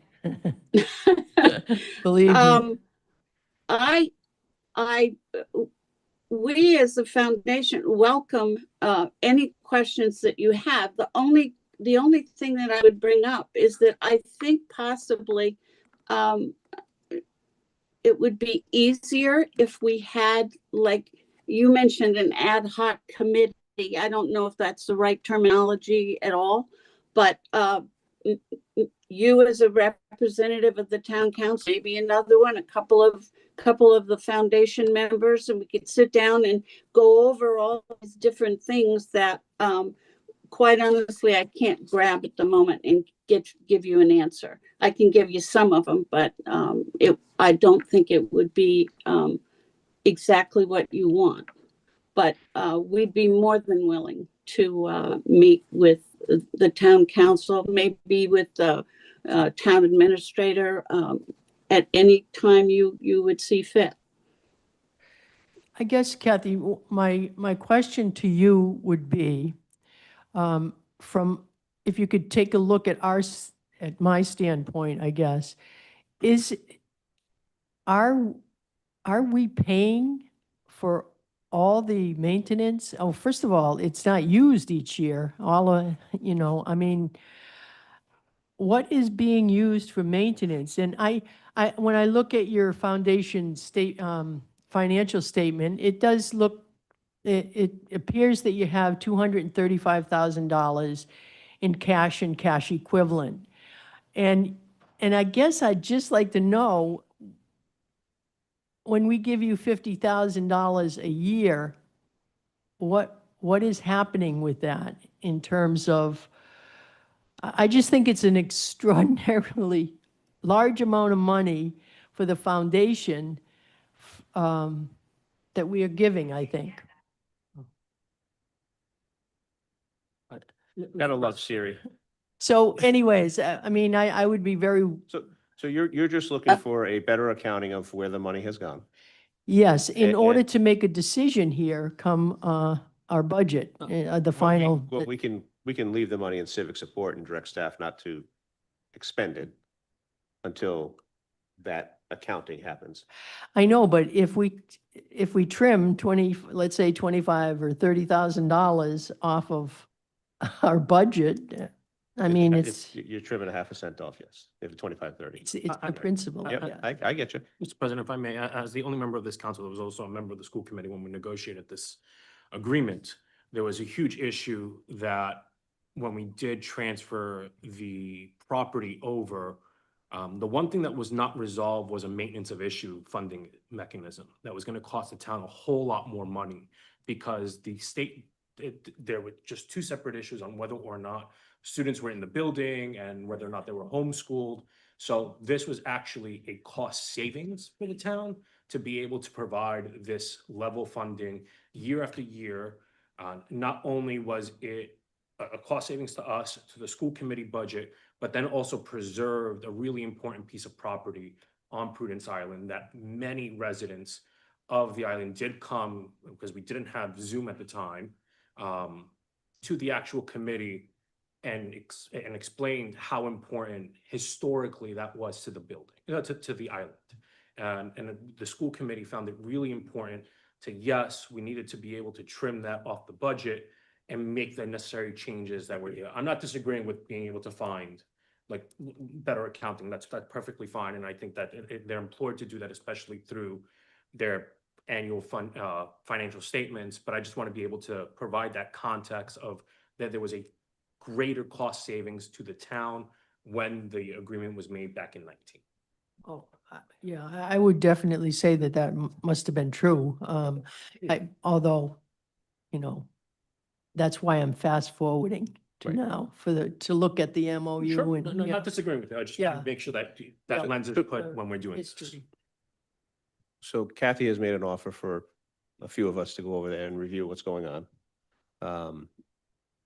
I think Kathy, if you could either work with somebody on the island or an accountant to do a better tracking of the expenses that you've gone through and bring them back.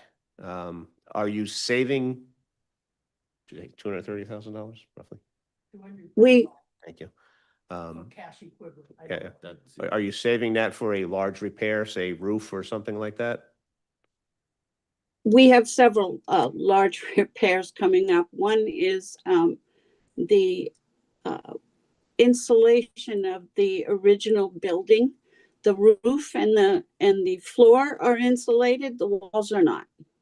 And in order to do that, we have to go from the outside in, which means we have to redo the exterior of the building. So that's one. Our well needs to be, I'll call it refurbished. And also we need to address our 45-year-old heating system. So all of those are very, as you know, expensive items. We've been trying to go through RIDE to assist us on that, but that is still in abeyance. That hasn't seemed to have worked out. So we have those items out there. We also maintain you'd call it a large sum of money for the time when the children will come back to the school, and we are of the opinion that they will, because they always have in the past. So we maintain that for teachers' salaries, the curriculums, the books, all of the stuff we would need to restart. So, and just so that you would know, our budget, 41% of our budget comes from the civic support from the town, which does include obviously the maintenance, et cetera, et cetera. Mr. President, if I may, and Marion, not to step on your feet, as someone that is intimately aware of the current MOU or the one that's standing and the school committee's liaison, I have no problem leading and representing the council on this one. No learning curve on my end on that one.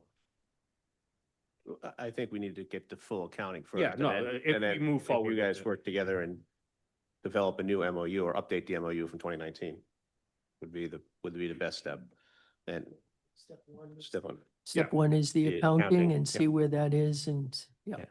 And obviously, we all know that any work done on Prudence is imminently more expensive than work we do here because Always. there's Yeah. no bridge. And Kathy, you know, the list that you sent us that was done this year, could you just indicate like, or put an invoice or a bill with it, or indicate if it was volunteer labor or whatever the case may be, just for a little bit of clarity on that list? Absolutely. Be glad to do that. And, okay, I will also get our treasurer, who is he will send you a itemized description of, we have some things on the budget, but you want a more detailed, I know the list that I sent you, but you want a more detailed itemization than what is shown on the budget. Is that correct? Just, yes, to massage the details so that we know that you paid contractor XYZ $10,000 to fix the stairs. I'm just making things up, but whatever it is. So An something, expense, Yeah. a sheet yeah. and that you know, I know it's difficult out there, but you got a couple of quotes at it and the $10,000 was the cheapest one that you could do. Just so we make sure that, as Ms. McDowell said, we have a fiduciary responsibility to make sure that the taxpayers' money is being spent wisely. Absolutely. Be most happy to do that. Did you have a time frame when you wanted this in by? Yesterday? No, just kidding. Oh, my we- favorite we- day. Yeah, Yes. I know. We have a budget hearing on June 10th.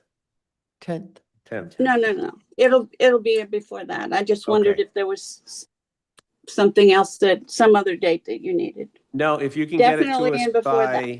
if you can get it to us by next Tuesday, we can put it on the agenda for the 8th as a review. And then if there's any changes that need to be made to the final budget, we can do that before then.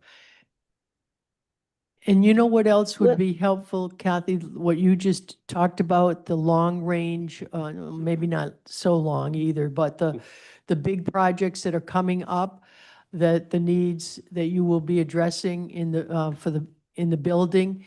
If you could put those and put a price tag next to them or a round, Estimate. an estimate, that would be really Okay. helpful. And when these projects, you're anticipating them being done, that would be very helpful, I think, for us. It's sort of like your long-range plan Yes. for the building and your needs. Certainly. Be glad to Thanks. do that. Thank you very much. And, Kathy. oh, thank you. And Keith, I will have them in before next Tuesday so they can go on the agenda. Thank you, Kathy. I appreciate that. Okay. Any other Thank you, action? everyone. We'll take this back up again on the 8th. Thanks. Okay. Kathy, thank you very much for coming on.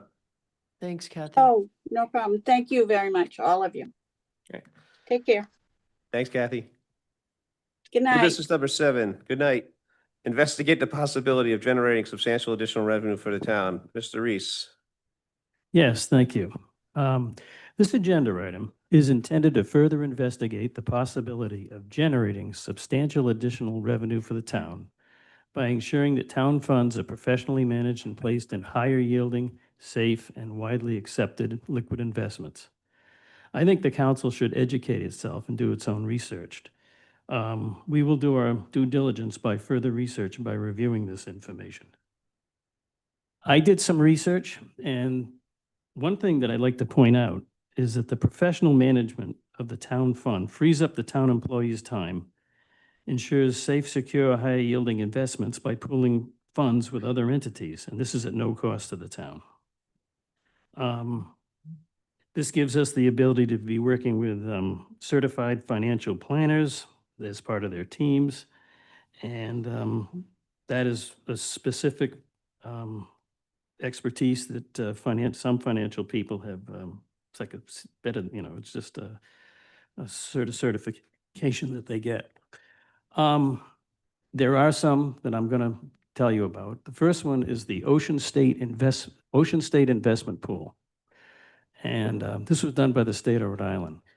The safety of investments and economy of scale are possible by pooling money with other Rhode Island state investors, developed by the state and managed by Fidelity Investments.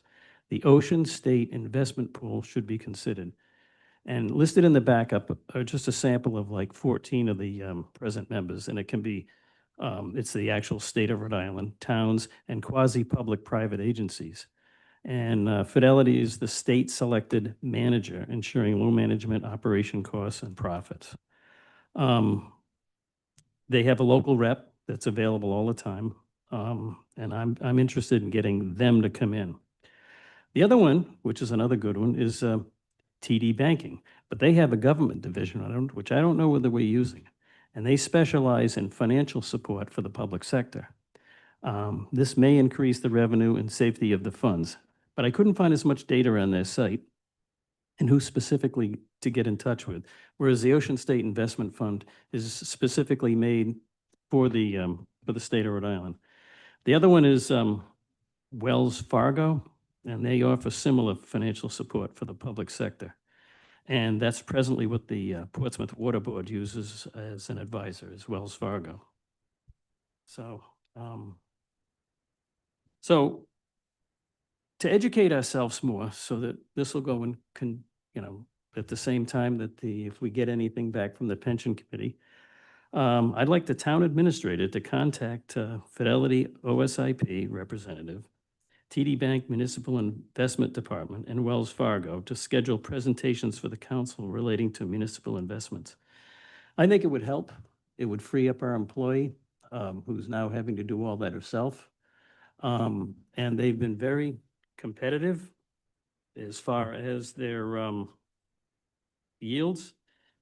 I mean, this is the OSIP. I've got some from back in like May 13th. One day was 3.6%, 7 days, 3.6, 30 is 3.6.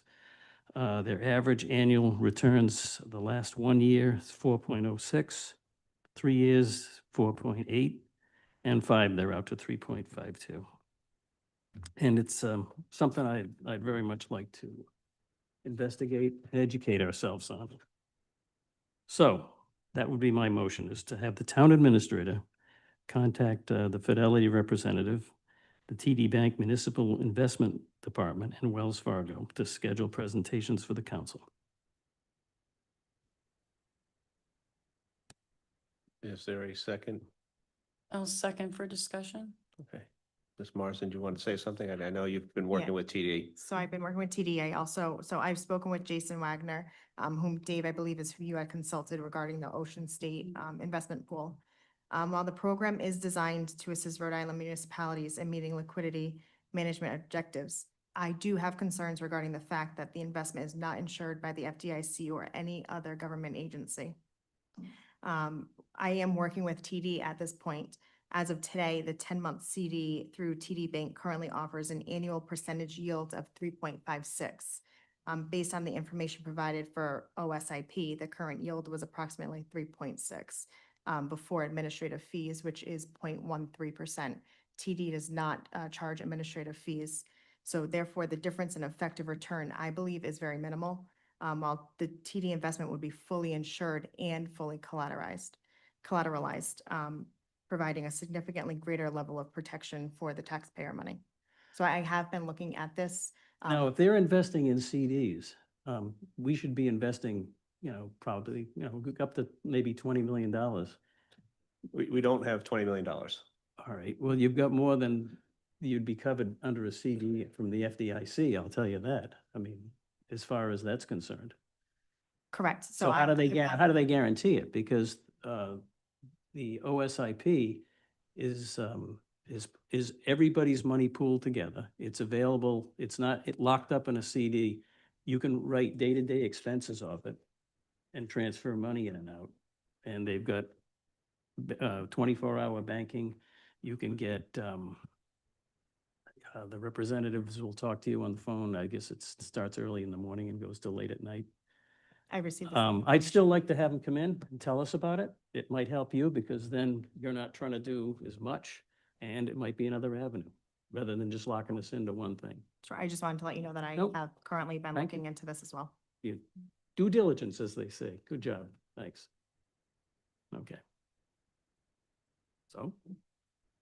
So there is a motion and a second to invite these three entities to come in and provide a presentation. Timeframe? As soon as I can. Or you Fidelity wanna do guy them all could in one be- night? could be here next week, but we'll give I the I other have ones a concerns shot. about Fidelity because there is a risk of losing principal in that fund. I'd like to have him explain that rather than us try to.